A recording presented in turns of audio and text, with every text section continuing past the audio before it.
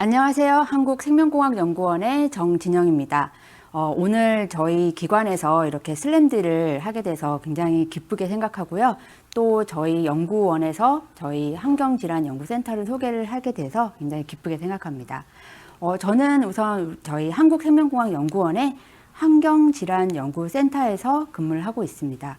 저희 센터에 대해서 잠깐만 소개를 해드리면 여러분 다들 들어보셨을 그 신규 환경 유해 인자인 미세먼지라든가 미세 플라스틱이 우리 몸에 어떤 영향을 미치는지에 대한 연구를 하는 곳이고요. 그 중에서 저는 오늘 미세 플라스틱에 대해서 말씀드리겠습니다. 우선 미세 플라스틱을 먼저 말하기 전에 오늘의 키워드를 한번 살펴볼 건데요. 플라스틱, 미세 플라스틱, 초미세 플라스틱을 포함해서 이것과 관련되어 있는 다양한 주제에 대해서 한번 오늘 짧은 시간이지만 다뤄보도록 하겠습니다. 우선 이 키워드 중에서 가장 많이 나오는 단어 바로 플라스틱이죠. 이 플라스틱은 무엇으로 만들어져 있는지 한번 살펴보도록 하겠습니다. 바로 석유입니다. 이 석유로부터 증류를 통해서 여러 가지 원료를 얻을 수가 있는데요. 등유나 경유 등을 얻을 수가 있습니다. 그 중에서 나프타라는 물질이 있습니다. 이 물질은 우리가 사용하고 있는 플라스틱의 원료가 되는 물질인데요. 어떻게 나프타가 플라스틱이 되는지 한번 그 과정을 살펴볼까요? 플라스틱은 나프타라는 원료에서 단분자를 만들어내게 되고요. 이 단분자가 바로 구슬과 같은 역할을 하고 있는데 이런 구슬의 구조는 에틸렌, 프로필렌, 스타이렌 등으로 구분될 수가 있습니다. 이것이 하나의 구슬로 여러 가지를 이어질 수가 있고요. 이러한 구슬들이 여러 개가 복합적으로 이어져서 바로 고분자를 만들어지게 됩니다. 이런 구슬은 여러 개 끊임없이 이어지고 이것이 덩어리져서 하나의 플라스틱의 원재료가 되는 펠렛을 만들게 됩니다.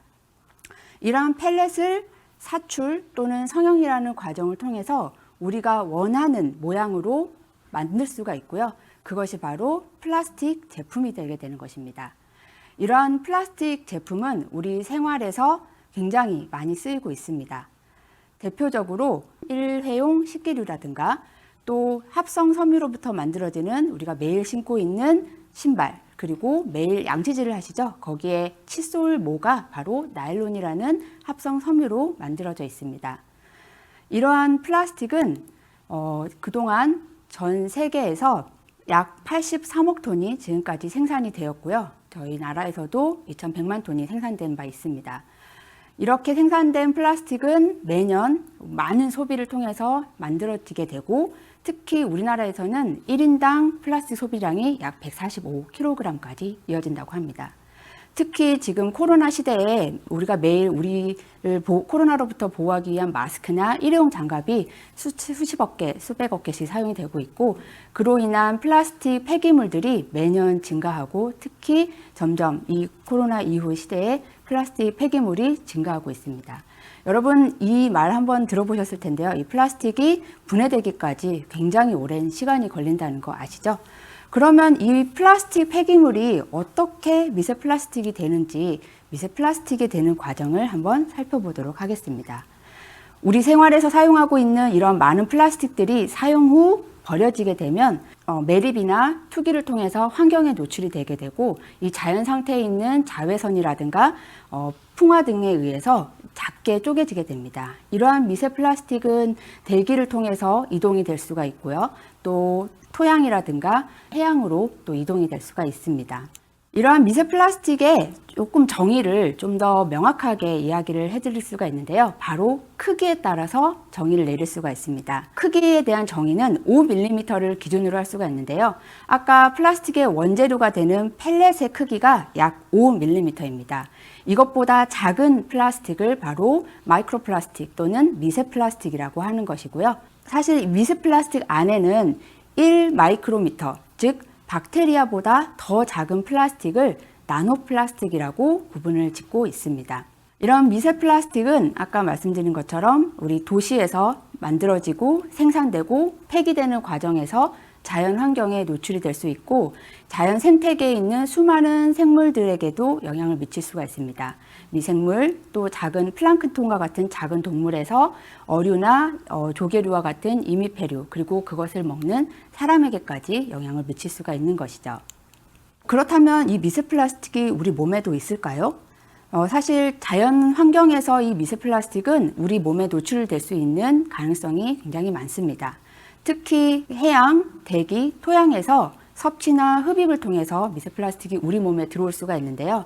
작년에 환경과학과 기술이라는 저널에 이 미세 플라스틱이 공기나 소금, 식수를 통해서 우리 몸에 들어올 수 있는 양이 연간 수천 개에서 수십만 개가 될 수 있다고 추정한 바가 있습니다.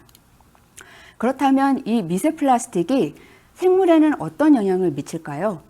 그것도 사실 다양한 영향이 있겠지만 크기로만 말씀을 드린다면 크기가 비교적 큰 플라스틱이나 미세 플라스틱 같은 경우에는 물리적인 영향이 주로 작용을 합니다. 여러분 뉴스에서 고래라든가 거북이가 플라스틱 쓰레기를 먹고 굶어 죽었다는 뉴스를 보신 적이 있으실 거고요. 플라스틱 쓰레기들이 먹이로 오인이 돼서 거북이나 새들이 먹게 되면 이 먹이를 더 이상 섭취하지 못하고 그 안에서 머무르게 되면 결국 굶어 죽을 수 있게 되는 것입니다. 그런데 크기가 작아지면 물리적인 영향보다는 화학적인 영향이 더 주요하게 작용을 합니다. 대표적으로는 몸 안에서 활성산소를 일으킨다거나 우리 세포 소기관인 미토콘드리아에 영향을 줄 수가 있다는 것입니다. 다양한 영향이 있고 그것을 다 소개를 해드리고 싶지만 짧은 시간 관계상 저희 연구원에서 연구했던 결과 한 가지를 소개해드리고 오늘 발표를 마치고자 합니다.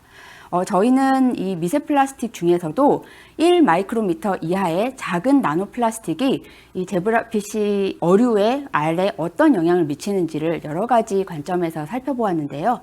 그 중에서도 세포 소기관을 주로 살펴보았습니다. 여러분 생물 시간에 동물 세포 한번 보신 적이 있으실 텐데요. 동물 세포는 가장 중요한 그 가운데 가장 커다란 부분인 세포핵을 포함해서 굉장히 다양한 세포 소기관을 가지고 있습니다. 그 중에서 저는 이 세포 소기관 중에 세포의 에너지 공장이라고 할 수 있는 미토콘드리아에 집중해서 관찰을 해보았습니다. 지금 보시는 전자현미경 사진은 정상세포에서의 미토콘드리아를 나타내고 있는 것입니다.